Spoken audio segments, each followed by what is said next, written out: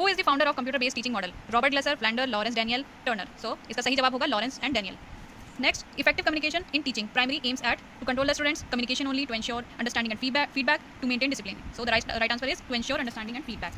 The most important element of communication process is sender, message, feedback, noise. So the right answer is feedback. Feedback इसलिए क्योंकि आपका message sender और receiver दोनों होते हैं, message भी होता है लेकिन मैसेज पहुंच जाए रिसीवर के पास और जब वो फीडबैक देगा तो वो इंपॉर्टेंट होता है, तो इसका मोस्ट इंपॉर्टेंट एलिमेंट फीडबैक होगा। आप लोग मैसेज नहीं लगाना। फिर listening skill is important because it save times, it promotes mutual understanding, it reduces syllabus, it controls class. तो इसका right answer it promotes mutual understanding. आपकी लिसनिंग स्किल से ही म्यूचुअल अंडरस्टैंडिंग बनती है। Eye contact in teaching helps in controlling student, building rapport, completing syllabus, giving punishment. So the right answer is building rapport. In modern teaching, in modern education, the role of teacher is mainly option A, authority, dictator, examiner, facilitator. So the right answer is facilitator. A democratic teacher encourages fear, silence, punishment, participation. So the right answer is participation. ये सारे negative aspect हैं. Teacher's role in inclusive education is to separate weak student, provide equal learning opportunities, ignore special needs, promote competition only. तो इसका right answer क्या होगा? Provide equal learning opportunities.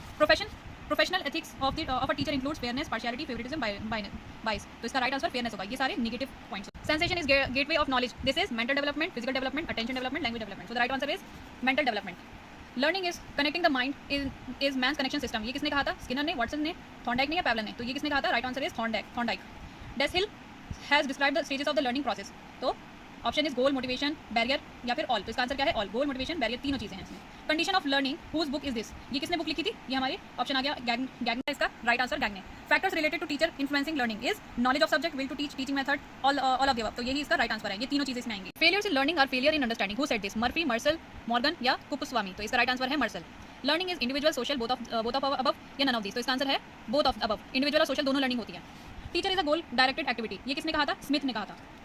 Teaching is art, science, option A and B both या none? तो इसका answer भी क्या होगा? ए एंड बी होगा। आर्ट और साइंस दोनों ही होती है teaching.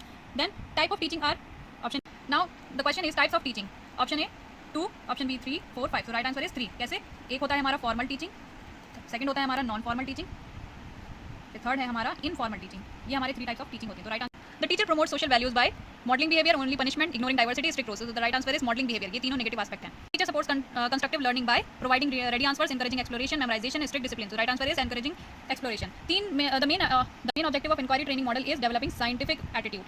The first phase of inquiry model is data collection, hypothesis testing, presenting the problem, evaluation. The right answer is presenting problem. The inquiry process develops fear, silence, obedience, curiosity.